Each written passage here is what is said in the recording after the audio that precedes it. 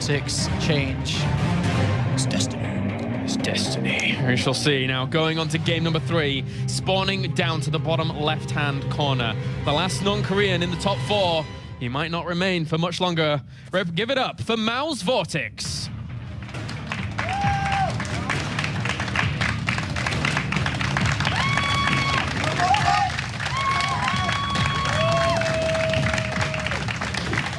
And up to the top left. Representing Acer as well as Korea, looking amazing so far. Give it up for Acer MMA. Still wanting to grow that mustache out. One day. One day, mate. One day, maybe. All right, so let's see if we can find any small differences that, you know, some of these players may change to maybe aid in having a better start in the early to mid game. As it looks like MMA is just going to open up the same as game 1 and 2. Going into game 3 here for the Reaper Expand most likely. But this is Frost. It's a bigger map, 4-player map. And, I mean, to be honest, in these positions, the 4th base becomes a bit of an, you know, an interesting topic to really think about for VortiX, because his standard 4th base is actually one that's kind of top right away from, oh wait, okay, okay, it's just drone scanning. I was like, wait a minute, where are you going? So his natural 4th base, or the one he's meant to take in the majority of games here, is actually to the north of his natural. Exactly. But that's not really going to be how he wants to play this out, considering MMA's at the north, because MMA is going to filter his forces south. So his 4th base would be in a contested area for the majority of the game, but if he takes his 4th base somewhere else... So prone to drops. It's difficult to the bottom right-hand side unless he, you know, surrounds it with spines or something and you know, static defense. It's something just to think about for the later stages, though. It's exactly what we talked about in the previous TVZs we had, and you know how hard these spawning positionings can be. But anyway, we'll see now. VortiX did, you know, sacrifice just a little bit of economy here to make sure he wasn't getting 2 racks. By the way, a lot of Terran players just throw it in the middle and then just guess on which way you're going to go, or scout with an SCV and then 2-Rex you. So he did sacrifice a little bit of economy to make sure it just wasn't going to be a clean 3-0 sweep with 2-Rex, which we know that MMA likes to do. He's mixed it in. He even did it against his teammate Nurchio in the past series. So very, very important here. MMA scouting around himself. But interestingly, there's actually been no Zerglings made. There was actually drones made right before that. So you know the sacrifice of scouting out? He's actually kind of recovered because he decided to build drones before Lings here to get back up with his economy. But he doesn't want to lose anything here. But if he balances this out right, this actually could be a very nice move from him. He actually saves both the drones here and the Zerglings are back. So nice move there from VortiX. Small little things make the biggest differences in the game at this level. Yeah, good stuff here so far from VortiX. Just sending those Lings out once again. 2-buy time for the Queens. No. Okay. Still hasn't lost a drone. Yep. And that Reaper certainly has to get out of there. Very, very weak indeed.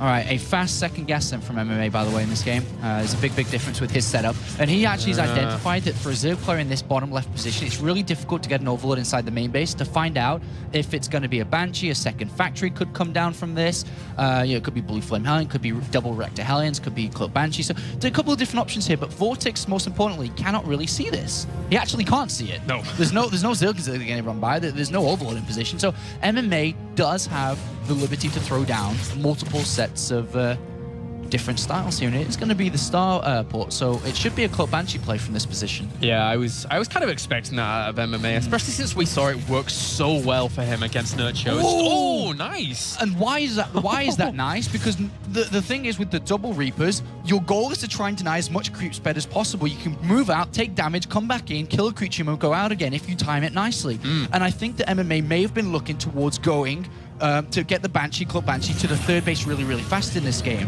If he's able to deny the creep to prevent the creep getting from the natural to the 3rd, then the Banshees could have done a lot more damage, but now creep has already started to push itself out. And that is actually going to lend rather nicely to VortiX going on to defend his 3rd base against what we can see coming. That was really cool focus fire there from VortiX, gotta say. And, well, the Banshee as well as Cloak is on the way, but actually, he doesn't have... Oh, he has 2 Marines to deny this, so I don't think he's going to be able to see this, no. Yeah, that's kind of painful because he'd love to know. This could be Blue Flame Hellions. Does he need a Roach Warren? Does he need to start thinking about warding off with his Queens?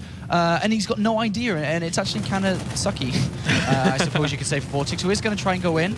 And ideally, we would like to see if there's a second gas, barracks, starport. All right, what is starport scout.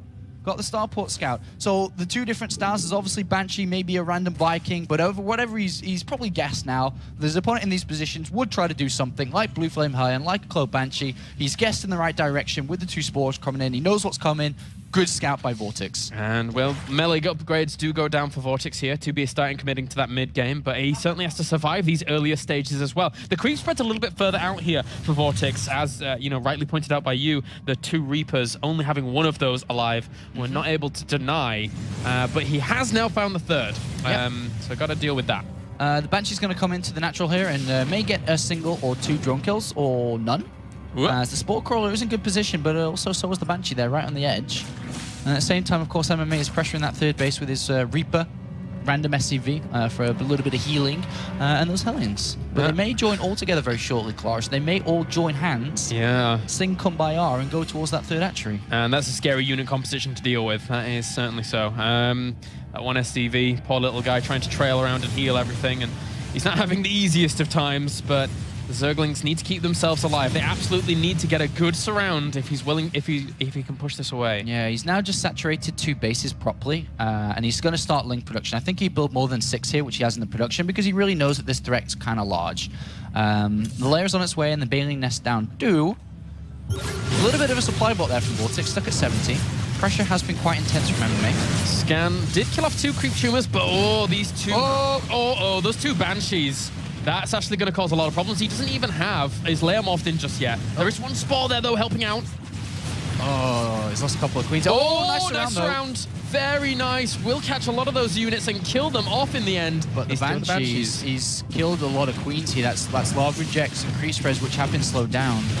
Hardly has any anti-air. This one queen will try and push this away. A third Banshee comes along here. He could get this before Carapace finishes. Oh, dear me, he's going to get it. Oh, that's horrible for him. Nice move by MMA, and even gets a queen for his troubles as well. Very good play. He unfortunately can't get +1 melee as well, but +1 Carapace alone is a pretty good trade-off against Marines that are just dishing out very small packets of damage. Yeah. Or any Carapace upgrade is very worth it. Stops the Spore there. May lose a Banshee. Whoop. Nope, of course MMA doesn't lose a Banshee. Claris. Doesn't lose a... No. Oh, no. How dare us. Oh, well. You know, that Spore Crawler trying to go to work and still doesn't lose Banshee. 8 workers killed. Excellent control if you look at the resources lost tab once again by MMA, dealing a lot of damage here. That Carapace upgrade's going to sting. Yeah. And now he's going to take his, or at least attempt to take his third base. Hellion's going to get surrounded. So nice move there by VortiX, slowing this down for as long as he can, to be honest, because he's been slowed down a lot. I think just in general, notice how in this series, VortiX never, ever, even once considered or tried big aggression. He knows it can't work against MMA. He knows he has to go into these big, long games and try and beat him completely straight up. And that is a horrible thing to have to kind of come to realization of as a Zerg player going up against MMA, who's so strong in these later stages. There's a third factory coming in. That's very different. Ooh. 3 factories here. 1 billion Widow Mines? Yeah, you'd say so, wouldn't you? That would be a lot of Widow Mines. There's the armory as well for the 2-2 eventually. But now, those Mutalisks are on the way. And how is MMA going to be able to prepare for those? Normally, quite well. He hasn't seen the stop buyer yet, though, so that's important to note. Yep. And at this current point in time, there are no turrets, and it's a simple thing which MMA's just now realized he doesn't have. So these Mulists, on the way to the natural, if they go very soon, they may be distracted. Oh, what's he doing? I think he's going to let that turret complete. I think so. Yeah, he could have gone there. It was definitely an opportunity, but of course he didn't know. Nope, he's going to focus it down anyway. Where's the repair all? Okay, missed that one. Yeah, that could have repaired that. So he gets pushed back anyway. He gets a couple of SCV kills there. Maybe it was something he shouldn't have been able to get there. But there's the 4th base for VortiX, by the way, to the bottom right-hand side. It's going to be an interesting contention point for MMA as the game goes on. Drop that, maybe drop the main. So it is spread rather largely out there. And as we said at the very beginning, he's kind of forced to, he's absolutely forced to take that. You can't take the base to the north to try and, unless you feel you've got a good supply advantage and you're playing the game fully out in a good way. But There's no way here for VortiX. All right, so the game has slowed down a little bit with its pace, considering how fast it was being played out early on. Both players have very good economy, and VortiX is trying to establish up his fourth, which is very normal as the Terran's getting his fourth base here. And these Banshees will maybe get picked off here. The Overseer's chasing them down. Well, you got pneumatized carapace, so those Overseers super fast. Yep, and they will get these Banshees. So from here on out, VortiX is okay. He's just morphed in 25 Banelings. He's already got 16 Mutalisks, so he's not in bad position at all here.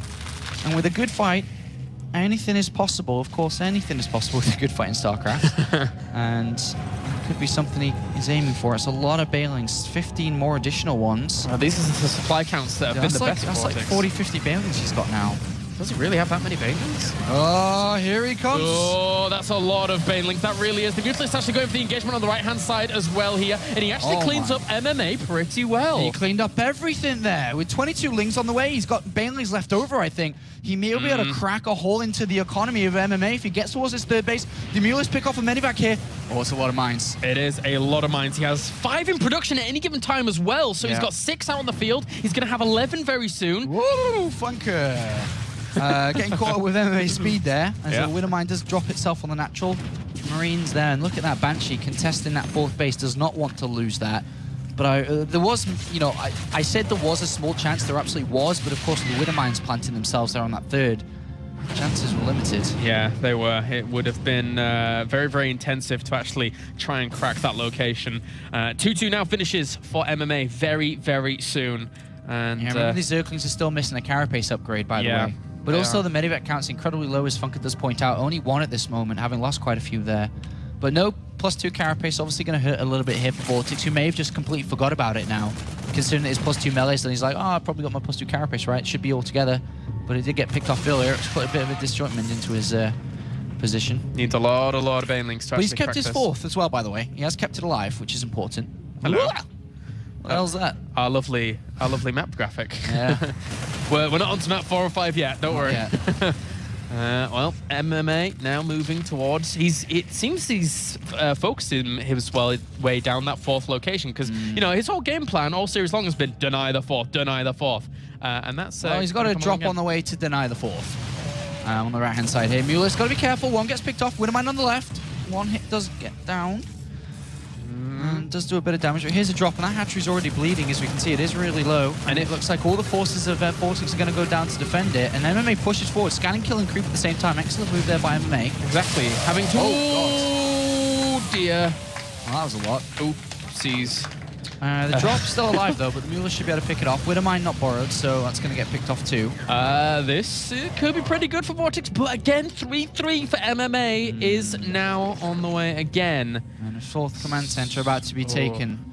And it is in the middle, which means all the units are going to be sat there anyway. That's their kind of defense point, that planetary fortress. Unit count, 20 Widowmines. All right, VortiX is time to see if he can defend with his Banelings and Zerglings while moving out with his Mulis. He sees his opponent coming for him, though, so he's changed his mind. He is going to come back. Widowmine spread is great. That's a lot of Widowmines, by the way, with these 3 factories. 25 to be exact. Yeah. 25. It's a lot here. The Zerglings in production once again. A lot of Banelings are here. He has 33. Nice. Cleaning up a few Widowmines. A drop to the natural as well by MMA. Of course, doesn't just do one thing at one time. No, of course not. And well, that's a lot of Widowmines. It really is. He has to be so careful about this. He moves forwards here, and he's actually stopped out quite a few of these Widowmines. But oh, those are big hits! Big hits! VortiX loses a lot, but VortiX is going to continue the pursuit. And the drop inside the main base here, but VortiX is pushing forward here. There's a lot of units around at this point. The Widowmine's popping out at the right time. There's still 50 Marines alive. Oh, dear me. Well, those Mutalisks can't stick around here for too long. The Banelings have to retreat as well out. 40 Marines still live, so MMA has a lot of firepower. Oh, he's going to get to the SCV line, though. That's going to be nice if he can get a couple of kills there. Missile turrets! Okay, they did a bit of damage. Okay, +2 Carapace is about to finish for VortiX, which should have happened quite a while ago, but thanks to that cancel, that's it. But again, 3-3. Now about to finish for MMA, and that's where things get really ramped up. Yeah, 20 more Banelings getting morphed for VortiX. Double drop's going to pick off that 4th. And if those drops get their job done, this game becomes almost impossible with MMA taking a 4th base. VortiX has not got overlords on that right-hand side. They've all been picked off by drops already. This is a completely naked blind spot for VortiX. And he is going to take a 5th base here. We'll see if those Medivacs go down. He doesn't want to send them too early. He wants to keep pressure on his opponent first, get his distraction in the middle of the map, then send that drop. +3 attack is done now. So is +3 armor. 5th command center on the way. A ton of stuff here for MMA. This amount of Widowmine production is absolutely insanely difficult to deal with, and they've constantly been getting good connections. They could get a few more if they're not careful. Yes, they do. So many Banelings killed off with the great And here retreats of comes MMA. the shotgun to oneself, because the 4th command center is about to get picked off. The 4th hatchery. yeah. Sorry. Banelings do connect with a lot of this army, but they're just retreating back to more and more Marines. And can those Mutalisks deal with these Marines? Well, they could if they actually get some Baneling connections. Well, it's a lot of units there by VortiX, but also there's still a lot of units waypointed out for MMA. That's almost it here. VortiX losing a lot of Mutalisks, losing his hatchery, and this is going to be under threat as well very, very soon. The Mutalisks trying to do what they can. A buff Widow Mines, another connection. MMA's 150 supply to 100. If that command center dies, it's not that important, to be honest. It's 3 dying hatcheries versus 4 command centers, and that 4th one's fresh. It's got a lot of minerals on it. One Marine has got 8 drone kills down there. Up there. He's doing all right for himself. He's great. He's like a sniper. He's sitting on the cliff shooting down to the drone line. And MMA is now looking to win this series 3-0, and he does. Congratulations. MMA is in the final. Who can stop MMA after such a